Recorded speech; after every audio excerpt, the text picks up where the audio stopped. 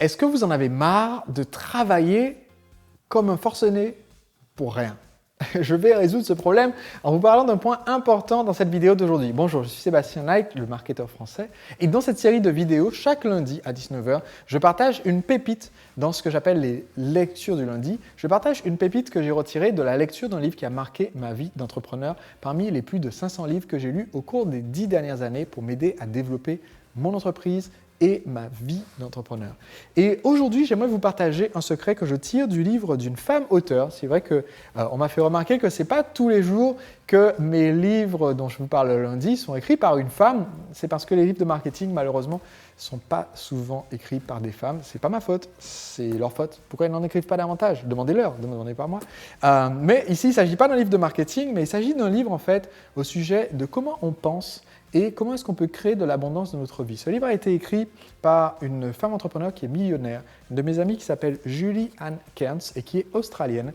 Et il s'appelle Le Code de l'Abondance, The Abundance Code.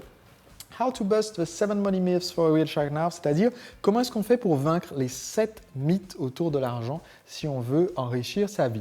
C'est un excellent livre et j'ai réalisé il y a quelque temps une interview de l'auteur pour qu'elle partage ses conseils, surtout au sujet du 5e mythe qui est celui qui frappe le plus d'entrepreneurs à mon avis. Et donc si vous voulez voir cette autre vidéo, vous trouverez le lien en dessous de la vidéo d'aujourd'hui où j'interviewe Julie.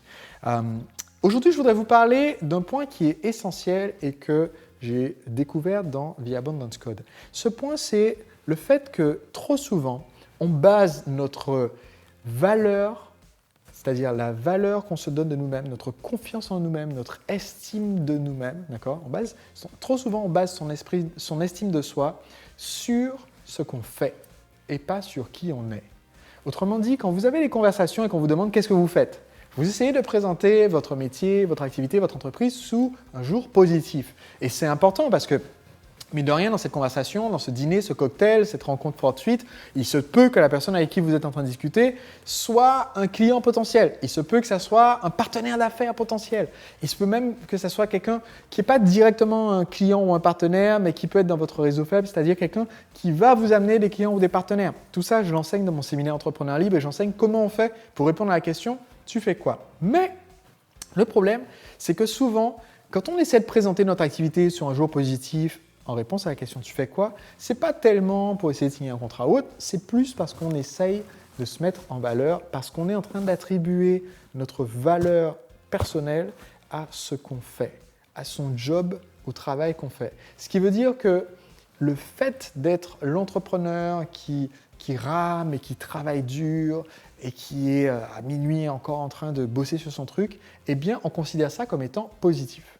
À partir du moment où vous considérez ça comme étant positif et que vous considérez que vous êtes une meilleure personne, une personne qui a plus de valeur parce que vous travaillez dur, pas comme tous ces fainéants d'employés, de salariés, de fonctionnaires, de ceci, de cela. À partir du moment où vous créez cette comparaison qui est tordue, mais c'est comme ça, c'est naturel, d'accord?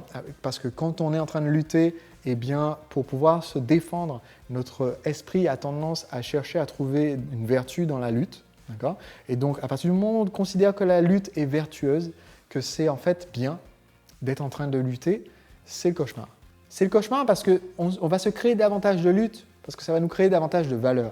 Si aujourd'hui vous êtes en train de vous tuer au travail, c'est peut-être parce que quelque part dans votre esprit, c'est positif de se tuer au travail. Ça veut dire qu'on fait avancer les choses, ça veut dire qu'on se bouge, ça veut dire qu'on n'est pas un fainéant, ça veut dire qu'on peut enfin se prouver à soi-même, ça veut dire qu'on peut prouver quelque chose à ses parents.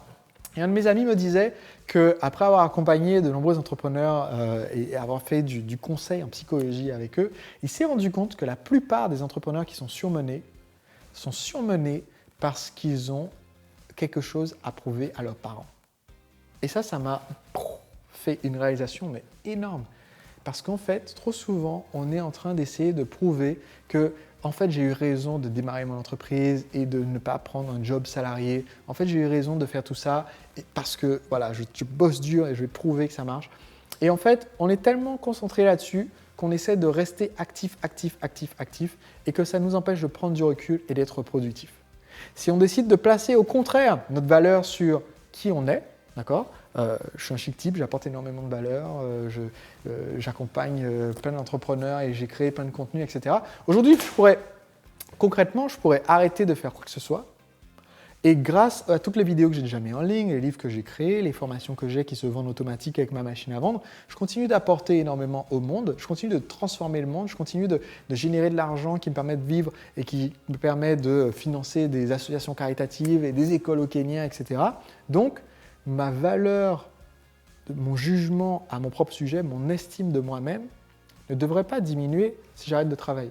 Logique. Si j'ai basé ma valeur sur qui je suis et non pas sur ce que je fais. Si ma valeur est basée sur ce que je fais, alors je vais avoir besoin d'être tout le temps en train de trimer, de lutter, de galérer. Et s'il y a un conseil que je veux que vous reteniez de la vidéo d'aujourd'hui, c'est ça, c'est qu'aujourd'hui, il se peut, si vous travaillez trop, si vous travaillez trop dur, si vous n'en pouvez plus, si vous n'avez pas de temps libre, c'est parce que votre valeur, votre estime de vous, elle est basée sur ce que vous faites et pas sur qui vous êtes. Et si vous changez ça, vous changez votre vie. Voilà, c'était une des pépites des lectures du lundi. Chaque lundi, je partage avec vous des conseils qui sont tirés dans des livres qui ont transformé ma vie. Je vais vous envoyer une prochaine vidéo lundi prochain à 19 h, mais pour cela, il faut que vous soyez abonné. Pour vous abonner, il vous suffit de cliquer sur le lien ci-dessous. Vous cliquez dessus, c'est gratuit, vous vous abonnez en un clic et ensuite vous pouvez recevoir ces vidéos chaque lundi à 19 h. Je vous dis donc à très vite pour la prochaine vidéo. Au bout de 2 minutes, il finit par trouver quelque chose. Il me dit « Voilà, c'est mon livre, c'est pour toi. » Et son livre, c'est ça. C'est, si vous ne comprenez pas l'anglais, c'est « Comment s'entraîner à être… »